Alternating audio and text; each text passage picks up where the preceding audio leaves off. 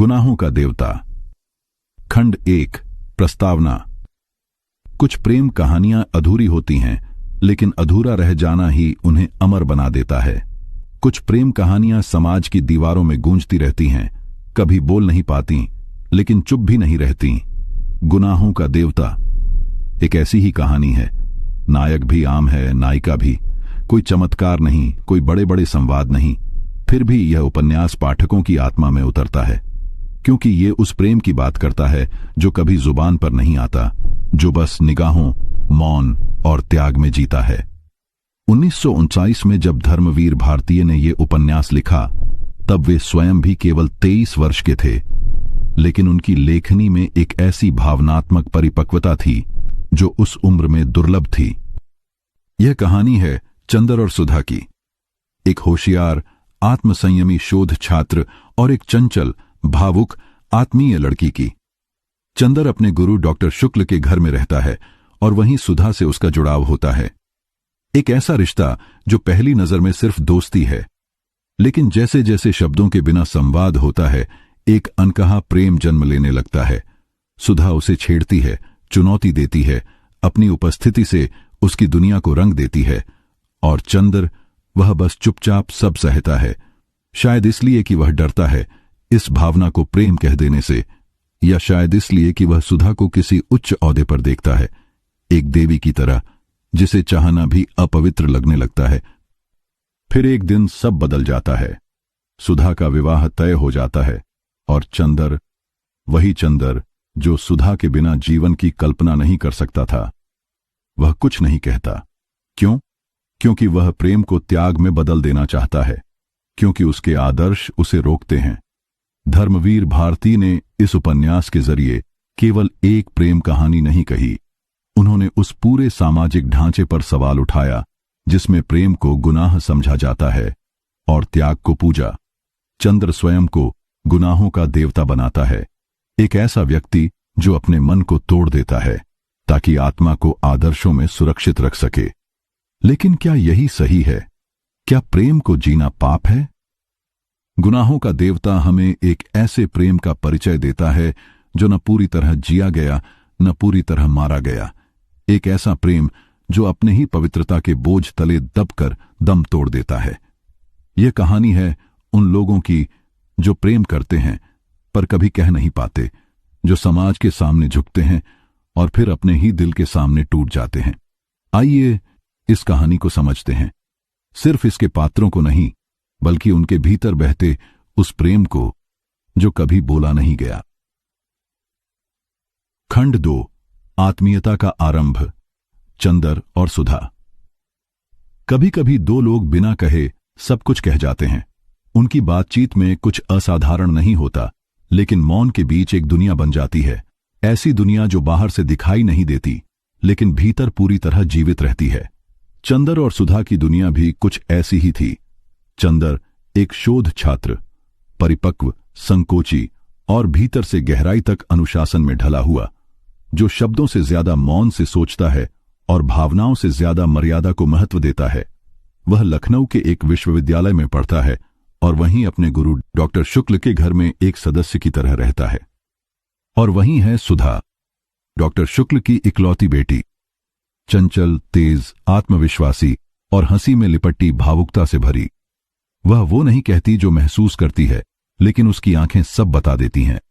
वह चंदर को तंग करती है, उसका मजाक बनाती है, उसके सिद्धांतों से लड़ती है, लेकिन इन सब से कहीं ज्यादा वह उसे पूरी तरह समझती है।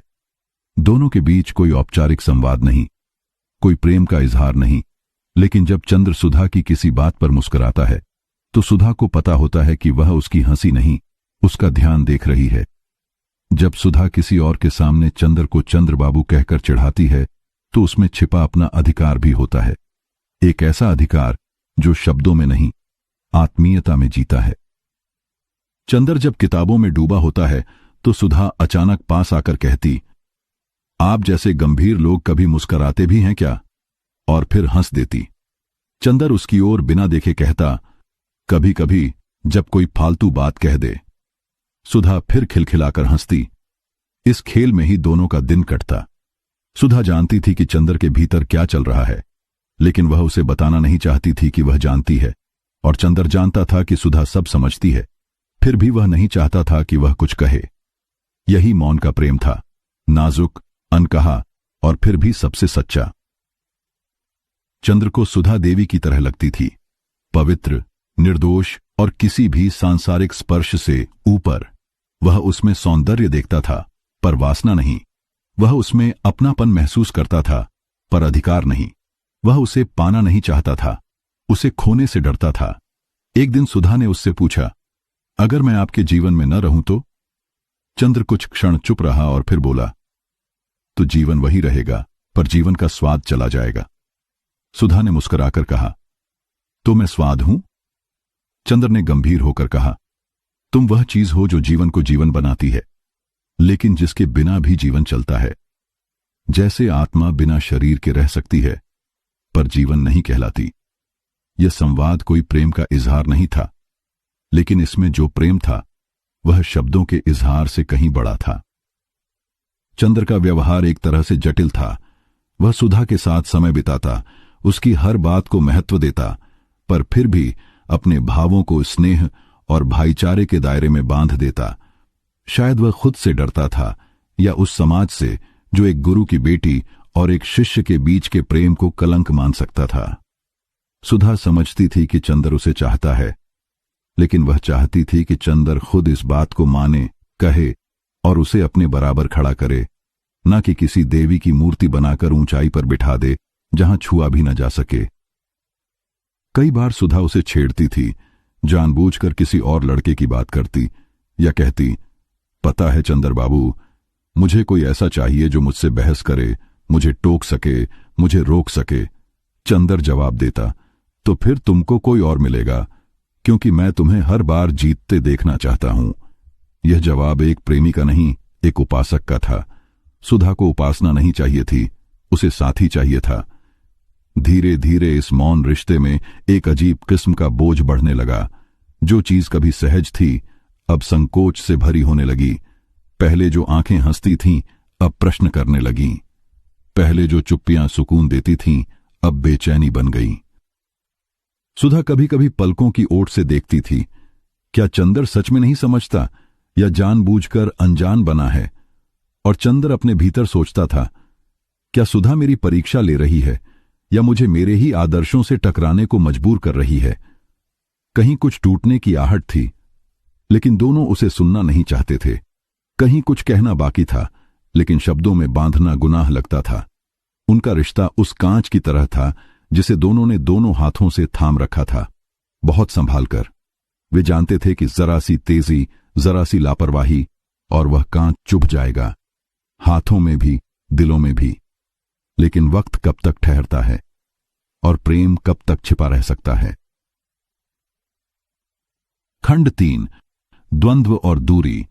समाज की दहलीज पर प्रेम। हर प्रेम अपनी परिपक्वता तक पहुंचने से पहले किसी न किसी मोड़ पर सवालों से टकराता है। सवाल जो रिश्ते की नींव को हिला देते हैं, सवाल जो यह तय करते हैं कि यह प्रेम समाज के ढांचे में ढल सकेगा या उससे टकराकर टूट जाएगा। चंद्र और सुधा की कहानी अब उसी मोड़ पर पहुंचती है। एक दिन डॉक्टर शुक्ल ने चंद्र को एक शांत, ठहरे हुए स्वर में बताया कि उन्होंने सुधा के लिए एक योग्य वर देख लिया है। एक डॉक्टर, संस्कारी, प्रतिष्ठित और पारिवारिक पृष्ठभूमि से जुड़ा हुआ। चंद्र सुनता रहा, सिर हिलाता रहा, चेहरे पर कोई प्रतिक्रिया नहीं, लेकिन भीतर भीतर कुछ दरकने लगा था। उसी रात चंद्र अकेला बैठा रहा, बिना किसी किताब, बिना किसी विचार के, बस एक शून्य जो भीतर धीरे धीरे फैलता जा रहा था। क्या उसे कुछ कहना चाहिए था? क्या उसे डॉक्टर शुक्ल से कहना चाहिए था कि वह सुधा से प्रेम करता है? या उससे भी पहले क्या उसे सुधा से यह कहना चाहिए था? लेकिन नहीं, चंद्र ने स्वयं को समझाया, यह प्रेम नहीं है, यह केवल मोह है, स्नेह है, आदर है। और अगर यह प्रेम है भी, तो मैं उस भाव को पवित्र बनाए रखना चाहता हूं। पवित्रता, यह शब्द बार बार चंद्र की सोच में लौट आता है। वह सुधा को पाने की कल्पना करता तो स्वयं को दोषी महसूस करता। उसे लगता जैसे वह किसी देवी को छूने का दुस्साहस कर रहा हो, जैसे उसकी भावना, किसी दैवी मूर्ति पर कामना का छींटा फेंक रही हो। लेकिन सुधा, वह सब समझ रही थी। वह चंदर के भीतर की लड़ाई को पहचानती थी और वह चाहती थी कि चंदर उसे केवल आदर्श न समझे, बल्कि एक संपूर्ण मनुष्य के रूप में स्वीकार करे, जिसमें भावना भी है, देह भी है, स्वप्न भी हैं और अधिकार भी। एक दिन सुधा ने सीधा सवाल कर ही दिया, अगर मेरी शादी हो जाए तो तुम्हें कैसा लगेगा? चंदर कुछ पल चुप रहा, फिर कहा, तुम्हारा सुख मेरे सुख से बड़ा है। सुधा ने कटु स्वर में कहा, मतलब तुम कुछ नहीं करोगे, कुछ नहीं कहोगे? चंदर ने सिर झुका लिया। वह न अपराध बोध से घिरा था, न क्रोध से। वह बस एक ऐसी उलझन में था जहां कोई भी रास्ता उसे सही नहीं लगता था। सुधा की शादी तय हो गई। रिश्ता लगभग पक्का था और चंदर, उसने खुद को किताबों में डुबो दिया। पर अब किताबें भी बेकार लगती थीं। पन्नों पर शब्द थे, लेकिन अर्थ कहीं छूट गया था। अब उनके संवाद बदल चुके थे। सुधा पहले की तरह चंचल नहीं रही थी। उसकी मुस्कान में शिकायत थी, उसकी नजर में इंतजार। वह चाहती थी कि चंदर उससे लड़ ले, उसे रोक ले, कुछ कहे, लेकिन चंदर मौन था। उसका मौन अब त्याग नहीं, पलायन लगने लगा था। सुधा जान गई थी, चंदर से प्रेम की अपेक्षा करना व्यर्थ है। वह एक ऐसा व्यक्ति है जो अपनी भावनाओं को आत्मसंयम की दीवारों में बंद कर चुका है, और यह दीवारें इतनी ऊंची हैं कि कोई पुकार उस तक पहुंच ही नहीं सकती। फिर वह दिन आया जब सुधा ने कहा, मैं जा रही हूं चंदर बाबू, लेकिन जाते जाते इतना जान लीजिए कि आप मुझसे डरते रहे, इसलिए मुझे खो दिया। आपने मुझे देवी बना दिया, लेकिन मैं केवल एक लड़की थी जो चाहती थी कि कोई मुझे इंसान की तरह प्यार करे, ना कि मंदिर में रखकर पूजा करे। चंदर चुप रहा। उसकी चुप्पी अब भारी पड़ने लगी थी, किसी अपराध की तरह, किसी पछतावे की तरह जो अभी जागा नहीं था, लेकिन बहुत जल्द जागने वाला था। सुधा चली गई। उसके जाने के बाद चंदर अकेला नहीं हुआ, वह शून्य में बदल गया। उसका कमरा अब वैसा ही था, किताबें वहीं थीं, लेकिन हर वस्तु में से जीवन गायब हो चुका था। वह खाने की मेज पर बैठता तो सामने कुर्सी खाली दिखती। वह बात करता तो लगता कि कोई सुन नहीं रहा। वह सुधा को याद करता, पर उसमें प्रेम का उल्लास नहीं, ग्लानि का भार होता। उसे लगता जैसे वह एक ऐसी लड़ाई हार गया जिसमें उसने कभी शस्त्र ही नहीं उठाए। अब समाज विजयी हो गया था। मर्यादा की दीवारें मजबूत साबित हुई थीं, लेकिन उस विजय में कोई हर्ष नहीं था, केवल एक गहरी थकावट थी। और चंदर, वह अब केवल एक प्रश्न बन चुका था, क्या मैंने सही किया? खंड 4, आत्मग्लानि और आत्मपीड़ा। सुधा चली गई, लेकिन उसकी अनुपस्थिति केवल भौतिक नहीं थी। वह एक शून्य बनकर चंद्र के जीवन में समा गई थी। एक ऐसा शून्य जिसे कोई और नहीं भर सकता था और जिसे चंद्र ने खुद बुलाया था। उसे किसी ने अकेला नहीं छोड़ा था। उसने खुद अपने हाथों से वह रिश्ता गिरा दिया था जिसे उसने ही सबसे पवित्र माना था। अब चंदर हर उस जगह पर सुधा को खोजता जहां पहले वह मौजूद होती थी। उस कुर्सी पर जहां वह बैठकर उसके पंखे की रस्सी से खेला करती थी। उस बरामदे में जहां वह हंसते हुए चाय की प्याली लेकर आती थी। अब वहां केवल खामोशी थी, और उस खामोशी में चंदर की आत्मग्लानि की गूंज थी। वह किसी से कुछ नहीं कहता था, नहीं कह सकता था, क्योंकि वह जानता था दोषी वही है, और यह दोष ऐसा नहीं था जिसे शब्दों से धोया जा सके। यह उस आत्मा का दोष था जिसने प्रेम को समझा, महसूस किया, फिर भी उसे नाम देने से डर गया। शुरू में उसने स्वयं को तर्कों से शांत करने की कोशिश की कि जो हुआ वह सही था, कि यह सब नियति थी, कि सुधा का विवाह उसके हित में था। लेकिन यह तर्क उसकी आत्मा की दरारों को नहीं भर सके। अब हर दिन उसके भीतर एक युद्ध चलता था। वह खुद से लड़ता था, अपने आदर्शों से, अपने अहंकार से और उस भ्रम से जिसे वह पवित्रता कहता था। और धीरे धीरे वह युद्ध एक आत्मदंड बन गया। चंदर अब सुधा को भूलने की कोशिश में नहीं था। वह चाहता था कि वह याद रहे हर पल, हर सांस में, ताकि वह उस गलती को कभी न भूल पाए जो उसने की थी, ताकि वह उस आत्मदंभ से मुक्त हो सके जिसमें उसने प्रेम को कुचल दिया था। वह अपने आप को बदलना चाहता था, लेकिन कैसे? एक दिन उसने शराब पी, पहली बार। उसने सोचा, शायद यह पीड़ा को सुन्न कर दे, लेकिन हर घूंट में सुधा का चेहरा और तेज हो गया। हर घूंट एक कटाक्ष बन गया। अब क्या कर लोगे चंदर बाबू? जब वक्त था तब तुमने चुप्पी को अपना देवता बना लिया था। अब यह चुप्पी ही तुम्हारा गुनाह बन गई है। वह एकांत खोजता, फिर उससे भागता, दोस्तों से मिलता पर बात नहीं करता, किताबें खोलता पर शब्द नहीं पढ़ पाता, और फिर धीरे धीरे वह गिरने लगा उस ऊंचाई से जिसे उसने स्वयं चुना था। एक आदर्श जीवन, एक संयमी व्यक्तित्व। अब वही आदर्श उसकी आत्मा को खरोंचने लगे थे। उसने एक नया रिश्ता शुरू किया, एक युवती से जो उससे प्रभावित थी। वह उसे जानती नहीं थी, केवल उसके बौद्धिक कद को देखती थी। चंदर ने भी अपने भीतर की रिक्तता को भरने के लिए यह रिश्ता स्वीकार किया, लेकिन यह प्रेम नहीं था। यह एक घाव पर पट्टी जैसा था जो हर बार खून से भीग जाती थी। वह युवती उसे समझ नहीं पाती थी। वह चाहती थी कि चंदर उसे चाहें, उसकी बातों में रुचि लें, उसके साथ भविष्य की कल्पना करें, लेकिन चंदर, उसके भीतर अब केवल भूत था, एक ऐसा भूत जो सुधा की छवि में बंद था। उसने स्वयं से नफरत करना शुरू कर दिया था, क्योंकि वह जानता था कि वह सुधा को सिर्फ इसलिए नहीं रोक सका क्योंकि वह डर गया था। डर गया था अपनी छवि के टूटने से, अपने गुरु की असहमति से, समाज की दृष्टि से। अब वह अपने ही बनाए आदर्शों का कैदी था, और इस कैद में कोई दीवार नहीं थी, सिर्फ पछतावा था। एक बार उसने कहा, मैंने सुधा को इसलिए खो दिया क्योंकि मैं उसे पा नहीं सकता था, और पा नहीं सकता था क्योंकि मैंने कभी कोशिश ही नहीं की। उसकी आंखों में अब आंसू नहीं आते थे, क्योंकि आंसू भी तब आते हैं जब भीतर कुछ टूटता है। चंदर के भीतर सब कुछ पहले ही टूट चुका था, अब वहां सिर्फ मलबा था। वह सुधा को चिट्ठी लिखने की सोचता था, फिर रोक लेता था। क्या कहे कि वह उसे चाहता था, लेकिन कह नहीं सका कि उसने प्रेम को बचाने के नाम पर उसे मार डाला, या यह कि अब जब सब कुछ खत्म हो गया है वह पछता रहा है। सुधा अब एक यथार्थ नहीं थी, वह चंदर की आत्मा में एक प्रश्न बन गई थी, एक ऐसा प्रश्न जिसका उत्तर वह हर दिन खोजता और हर रात खो देता।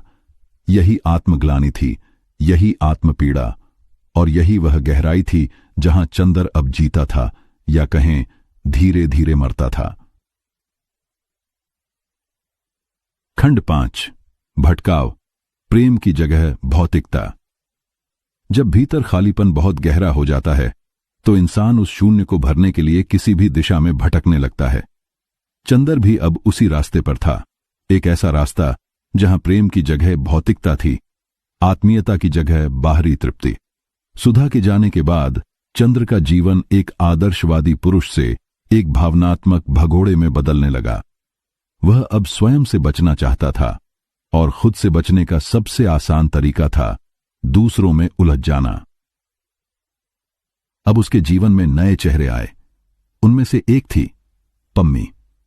पम्मी चंदर की प्रशंसा करती थी, वह उसकी बातों में खो जाती थी, उसकी गंभीरता से आकर्षित होती थी। चंदर को लगा शायद यही वह रास्ता है जिससे वह सुधा की अनुपस्थिति को विस्मृत कर सके। शायद अगर कोई उसे पूरा मान ले तो वह खुद को अधूरा महसूस करना बंद कर देगा। चंद्र ने पम्मी के साथ समय बिताना शुरू किया, पहले संवाद, फिर सैर, फिर नजदीकियां। लेकिन इन सब में जो चीज गायब थी वह थी आत्मा। हर बार जब पम्मी उसकी आंखों में देखती वह उन्हें फेर लेता, क्योंकि वहां सुधा की छाया थी। हर बार जब पम्मी हंसती चंदर को सुधा की हंसी की वह खनक याद आती जो केवल उसे ही सुनाई देती थी। पम्मी उसे चंद्र जी कहती थी, लेकिन वह चंद्र बाबू सुनना चाहता था। उसने खुद को समझाया कि यह सब ठीक है, कि उसे आगे बढ़ना होगा, कि सुधा एक बीता हुआ अध्याय है, लेकिन दिल कोई तर्क नहीं मानता। उसमें जो लिखा होता है वो मिटाने से मिटता नहीं। वह खुद को भौतिक सुख में झोंकने लगा। किताबों की जगह शराब, बहसों की जगह मौन, और विचारों की जगह खालीपन ने ले ली थी। चंदर अब भी बाहर से वैसा ही था, बुद्धिमान, शांत, विचारशील, लेकिन भीतर से वह टूट चुका था, और उस टूटन को छिपाने के लिए उसने अपनी आत्मा पर परतें चढ़ा ली थीं, भौतिक इच्छाओं की, कृत्रिम संबंधों की, और सबसे ज्यादा खुद से झूठ बोलने की। पम्मी के साथ रहते हुए भी वह अकेला था, क्योंकि वह केवल उसका शरीर बांट रहा था, दिल नहीं। वह छाया के साथ जीने की कोशिश कर रहा था, प्रकाश के बिना। एक दिन पम्मी ने उससे पूछा, क्या तुम मुझे चाहते हो? चंदर ने उत्तर नहीं दिया। उसने सिर झुका लिया। उस मौन में पम्मी ने सब कुछ समझ लिया। चंदर का यह भटकाव केवल शारीरिक नहीं था, यह उसकी पहचान का भटकाव था। वह व्यक्ति बन चुका था जिसे वह पहले खुद तिरस्कृत करता था, जो संबंधों को उपयोग की चीज समझता है, जो भावनाओं से भागता है और जो प्रेम को समझे बिना ही उसके नाम पर समझौते करता है। उसने एक और लड़की से रिश्ता शुरू किया, बिनती। वह भी उसे आकर्षित करती थी, पर सच्चाई यह थी कि अब कोई भी उसे छू नहीं सकता था, क्योंकि जो हिस्सा किसी और को दे दिया गया हो, वहां और किसी के लिए जगह नहीं बचती। हर नया रिश्ता चंद्र को और अधिक थका देता। हर नया स्पर्श सुधा की अनुपस्थिति को और अधिक स्पष्ट कर देता। अब वह इस भटकाव से स्वयं को नहीं पहचान पाता था। वह आईने में देखता तो लगता जैसे वह व्यक्ति कोई और है। वह जो अब प्रेम को पाप कहता है, जिसने प्रेम को त्याग का नाम दिया था, अब वह खुद एक ऐसे जीवन में डूब चुका है जिसमें न पवित्रता है न सच्चाई। एक दिन उसने कहा, मैंने जब सुधा को छोड़ा तब मैंने सोचा था कि मैं महान बन रहा हूं। अब लगता है कि मैंने सिर्फ एक मासूम स्त्री को दुख देकर खुद को झूठा आदर्श दिया। यह था उसका बोध, लेकिन अब बहुत देर हो चुकी थी। उसका जीवन अब एक थका हुआ नाटक बन चुका था। हर दृश्य नकली, हर संवाद खोखला। उसने कई बार सुधा को पत्र लिखना चाहा, कई बार उसकी तस्वीर देखी, लेकिन हर बार वह खुद से एक ही बात कहता, क्या अब कोई अर्थ रह गया है? भटकाव उसे वहां ले आया था जहां उसने कभी सोचा भी नहीं था, जहां हर रिश्ता एक औपचारिकता, हर भावना एक अभिनय लगती थी। चंदर ने प्रेम से भागा था, लेकिन प्रेम उसका पीछा करता रहा, हर स्पर्श में, हर मौन में, हर नींद में। अब वह प्रेम नहीं चाहता था, वह केवल शांति चाहता था। लेकिन जो प्रेम को अधूरा छोड़ देता है, उसे कभी शांति नहीं मिलती। खंड 6। सुधा की वापसी, मिलन का भ्रम। वक्त बीत जाता है, पर कुछ रिश्ते, कुछ चेहरे, कुछ आवाजें वक्त के साथ नहीं चलते। वे वहीं ठहरे रहते हैं, मन के एक कोने में स्थिर। और जब वे लौटते हैं तो ऐसा लगता है जैसे किसी ने सालों बाद कोई पुराना कमरा खोला हो। धूल भरी खिड़की से अब भी वही रोशनी आ रही हो, लेकिन हवा में अजीब सी चुप्पी हो। चंदर की जिंदगी अब उस स्तर तक पहुंच चुकी थी जहां उसका भटकाव उसे थका चुका था। वह अब किसी से कुछ नहीं चाहता था। और फिर ऐसे ही एक दिन वह सुधा से दोबारा मिला। कोई औपचारिक आमंत्रण नहीं था, कोई नाटकीय दृश्य नहीं, बस एक साधारण संयोग जो अनायास ही जीवन की सबसे असाधारण घड़ी बन गया। सुधा सामने थी, परिवर्तित, फिर भी वैसी ही। अब वह पत्नी थी, मां थी, लेकिन उसकी आंखों में अब भी वही सवाल था जो उसने वर्षों पहले पूछा था और जिसका उत्तर चंद्र ने कभी नहीं दिया। चंद्र ने उसे देखा, देर तक देखा, और फिर पहली बार उसकी आंखें झुक गईं। सुधा ने उसकी ओर देखा, जैसे उसे पहचानने की कोशिश कर रही हो, फिर हल्के से मुस्कुराई। लेकिन वह मुस्कान वैसी नहीं थी जैसी पहले हुआ करती थी। उसमें अब कोई चंचलता नहीं थी, केवल एक थका हुआ अपनापन था, एक स्थिर स्वीकृति। वे बैठे, कुछ बातें हुई, मौसम की, जीवन की, बच्चों की, पुरानी यादों की। लेकिन उन सब के पीछे एक भारी मौन था, जिसमें दोनों जान रहे थे कि वे इस क्षण को सिर्फ सह रहे हैं, जी नहीं रहे। चंदर ने उससे पूछा, क्या तुम खुश हो? सुधा ने बिना झिझक कहा, हां, अब खुश रहना सीख लिया है। इस सीखना में बहुत कुछ छिपा था। यह वह खुशी नहीं थी जो सहज आती है, यह वह खुशी थी जिसे रोज रोज बनाना पड़ता है, जैसे कोई टूटी दीवार पर हर दिन नई परत चढ़ाए। चंदर ने आगे कुछ नहीं कहा, क्योंकि अब कोई भी सवाल छोटा लगने लगा था और हर जवाब बहुत देर से आता प्रतीत होता था। कुछ पलों बाद सुधा ने ही कहा, तुमने मुझसे कभी कुछ नहीं मांगा चंद्र बाबू, लेकिन तुम्हारी उस न मांग में जो तड़प थी वह मैं कभी भूल नहीं पाई। चंद्र ने उसकी आंखों में देखा, वहां कोई शिकायत नहीं थी, न कोई कटाक्ष, केवल एक शांति थी जिसे पाने में उसने वर्षों गंवा दिए थे। सुधा ने कहा, कभी कभी सोचती हूं अगर तुमने हां कहा होता तो शायद मैं कुछ और होती, पर अब जब सब बीत गया है तो लगता है तुम जैसे थे वैसे ही सही थे, क्योंकि तुम्हारा प्रेम कभी कहने के लिए था ही नहीं, वह तो जीने के लिए था। दूर रहकर चंद्र चुप रहा, लेकिन उसके भीतर कुछ हिल गया। यह वह क्षण था जहां प्रेम स्वीकार हुआ लेकिन मिलन नहीं हुआ, जहां दोनों ने जाना कि वे अब भी एक दूसरे को समझते हैं पर अब साथ नहीं चल सकते। उस दिन उन्होंने कोई वादा नहीं किया, कोई आंसू नहीं बहाए, कोई विदाई नहीं दी, बस उठे, एक दूसरे की तरफ देखा और अलग हो गए, जैसे दो पथिक जो एक मोड़ पर फिर मिलते हैं, यह जानते हुए कि अगला रास्ता फिर अलग होगा। चंद्र जानता था अब सुधा उसके जीवन में लौटकर नहीं आएगी, पर अब वह उससे भागेगा भी नहीं, क्योंकि अब वह जान चुका था सुधा उसका अधूरा हिस्सा नहीं थी, वह पूरी थी, और उसने जो छोड़ दिया था वह भी अब एक पूरा अनुभव बन चुका था, दर्द का, बोध का, प्रेम का। इस मिलन में कोई आलिंगन नहीं था, लेकिन एक ठंडी गहरी स्वीकृति थी, और यही स्वीकृति सबसे बड़ा मिलन बन गई। खंड 7 अधूरा स्वीकृति। कभी कभी सत्य को स्वीकार करने में इतना समय लग जाता है कि जब तक हम उसे कहने का साहस जुटा पाते हैं तब तक वह व्यक्ति जो उसे सुनना चाहता था बहुत दूर जा चुका होता है। गुनाहों का देवता का सबसे गहरा और दुखद पक्ष यही है, स्वीकृति आती है लेकिन समय नहीं रुकता। सुधा से अंतिम भेंट के बाद चंद्र पूरी तरह बदल गया था। अब वह खुद से झूठ नहीं बोल रहा था, अब वह जान चुका था कि उसने सुधा से प्रेम किया था, गहरा, मौन और जीवन भर का, और यह भी कि उसने उस प्रेम को नाम देने से डरकर अपने जीवन की सबसे सच्ची चीज को खो दिया। यह स्वीकार करना चंद्र के लिए कोई विजयी क्षण नहीं था, यह आत्मज्ञान नहीं, आत्मखंडन था। अब जब वह हर रात अकेला बैठता तो उसकी स्मृति में सुधा की बातें नहीं, वे अनकही बातें गूंजती थीं जो उसने कभी कही ही नहीं थीं। वह हर उस क्षण को दोबारा जीता जो वह कह सकता था लेकिन नहीं कह पाया। मैं तुमसे प्रेम करता हूं। ये 5 शब्द अब उसे काटने लगे थे, क्योंकि उसने इन्हें कभी बोला ही नहीं, और अब यह कहना भी कोई अर्थ नहीं रखता था।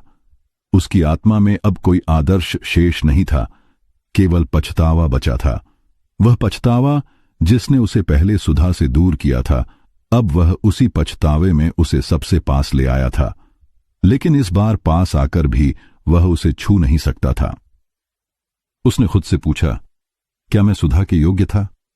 फिर जवाब खुद ही आया, नहीं, क्योंकि प्रेम केवल चाहना नहीं होता, उसे निभाने का साहस भी चाहिए होता है।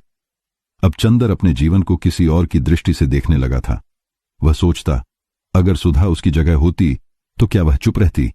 नहीं, वह कहती, लड़ती, जूझती, क्योंकि सुधा में प्रेम था और प्रेम के साथ साहस भी, और वह प्रेम के नाम पर त्याग का भ्रम पाले बैठा रहा। सुधा अब उसके जीवन में एक स्मृति नहीं, एक दर्पण बन गई थी, जिसमें वह रोज देखता कि उसने क्या खोया और क्यों खोया। एक दिन उसने खुद से कहा, मैंने सुधा को इसलिए नहीं छोड़ा कि मैं उसे पवित्र मानता था, मैंने उसे इसलिए छोड़ा क्योंकि मैं डरपोक था। डरता था उसकी आंखों में अपना असली चेहरा देखने से, डरता था उसके सवालों से, डरता था अपने ही आदर्शों की असलियत से। अब जब सब कुछ स्पष्ट था, सब कुछ खुल चुका था, तब कुछ भी बचा नहीं था। चंद्र अब समाज से, नियमों से, आदर्शों से और सबसे ज्यादा खुद से कट चुका था। उसका व्यक्तित्व टूट चुका था, पर उसकी आत्मा अब पहले से कहीं ज्यादा सच थी। यह अधूरी स्वीकृति थी, ऐसा बोध जो अब किसी को दिया नहीं जा सकता था। सुधा को बताने की जरूरत नहीं रही थी, वह पहले ही जानती थी, और यही सबसे बड़ा दुख था कि वह जानती थी और फिर भी चली गई। अब चंद्र की दुनिया में कोई प्रश्न नहीं था, केवल उत्तर थे, पर वे उत्तर किसी के काम नहीं आ सकते थे, क्योंकि वे बहुत देर से आए थे। वह दिन रात यही सोचता कि अगर उसने बस एक ही बार हिम्मत की होती तो शायद सब कुछ बदल जाता, लेकिन ऐसा नहीं हुआ, और यही सच्चाई थी। अब वह अपने भीतर एक अधूरा प्रेम नहीं, बल्कि एक संपूर्ण पश्चाताप लेकर जी रहा था। सुधा अब केवल स्मृति नहीं थी, वह उसका जीवन बन चुकी थी। एक ऐसा जीवन जो कभी जिया नहीं गया, फिर भी सबसे ज्यादा जीवंत था। खंड 8 समापन, प्रेम का देवता या गुनाहों का। गुनाहों का देवता, यह शीर्षक जब पहली बार पढ़ा जाए तो एक विरोधाभास सा लगता है। गुनाह और देवता एक साथ, क्या कोई व्यक्ति दोनों हो सकता है? धर्मवीर भारती की यह महान कृति यही सवाल छोड़ती है और फिर कोई सीधा उत्तर नहीं देती। चंद्र को अंत तक हम समझ नहीं पाते और शायद यही उसकी सबसे बड़ी सच्चाई है।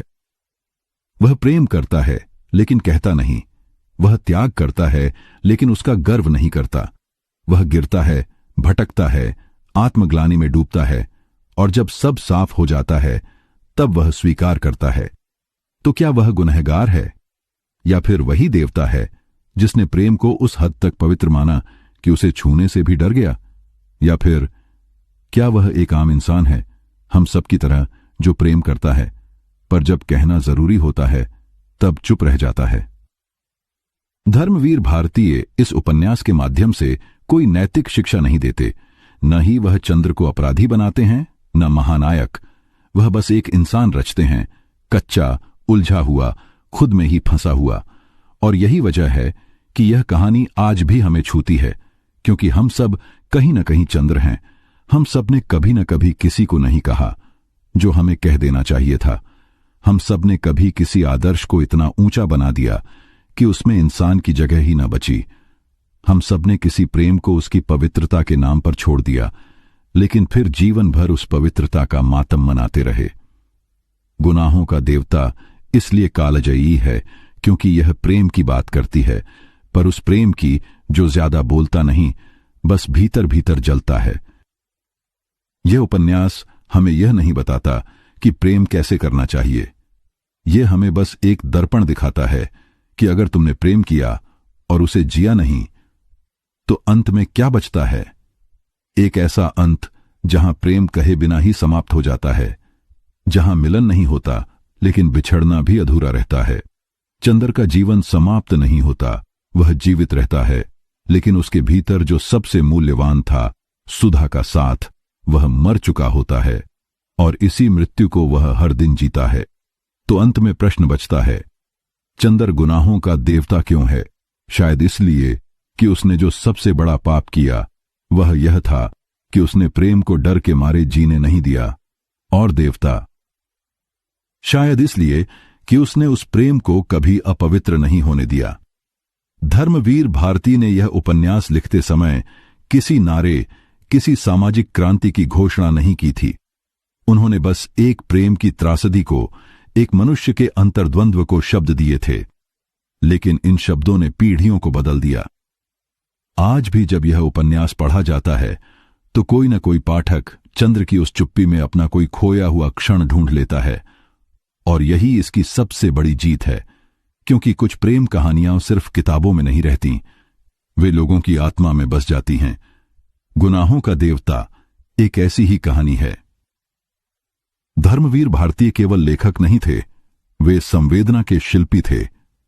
गुनाहों का देवता उनकी उम्र के एक अत्यंत कोमल मोड़ पर लिखा गया, जब वे स्वयं प्रेम, आदर्श, समाज और अस्तित्व के प्रश्नों से जूझ रहे थे।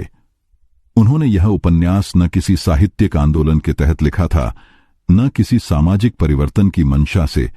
यह एक आत्मिक विस्फोट था, भीतर की बेचैनी को शब्दों में उतार देने की जरूरत।